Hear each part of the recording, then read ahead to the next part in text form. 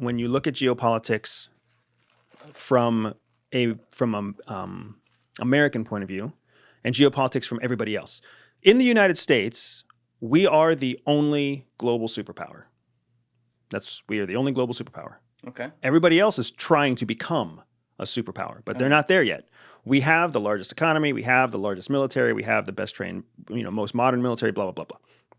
So when we look at geopolitics, when we look at foreign alignment, nobody has to give us. Like nobody is the bigger kid on the block than we are.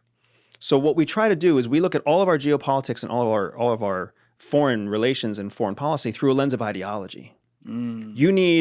We're coming in and giving you our money. We're coming in and giving you our protection. We're coming in and giving you our access to our economy. We need you to believe what we believe. We need you to adhere to our ideological principles. If you say no, you would find somebody else, right? Everybody else in the world who is not a superpower, they don't force anyone to follow their ideology.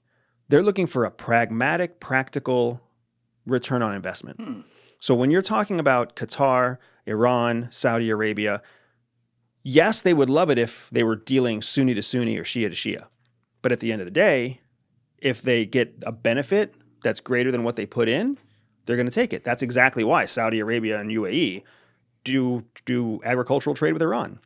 Even though Saudi and Iran actually do hate each other and it's been a proxy war forever. Absolutely. Exactly right.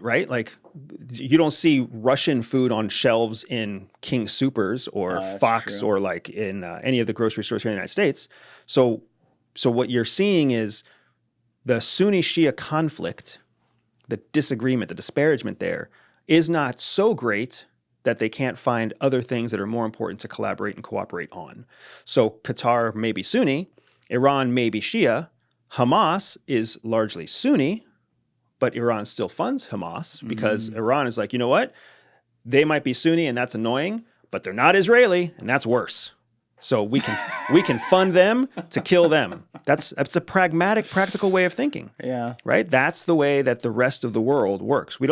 We force people to fall under our ideology, or else we pull the purse strings, or else we squeeze their economy. We put increased sanctions on them, right? If they don't follow our democratic process, or they don't believe in our Christian ideals, or they don't believe in America first, whatever it might be, that's been our MO since World War II. Yeah.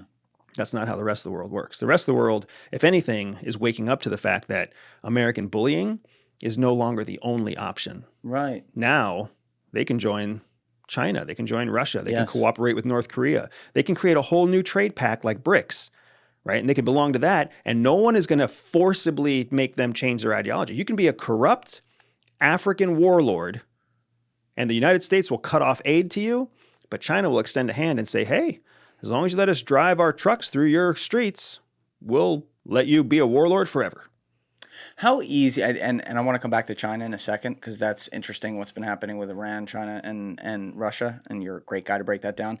But, in our American-centric view, for example, we have the rules, like even on Wall Street, they'll have it like you will not do any financial relationships with the country of Iran or whatever. You sign like a legal document with that. So there's all kinds of sanctions here with Iran, and you have other countries in the world who do the same thing. In the Middle East, I would imagine a lot of them are not like that, as you've already laid out. But is it like a piece of cake for Iran to fund Hezbollah or Hamas without people being able to track the money as it's coming in? People track the money.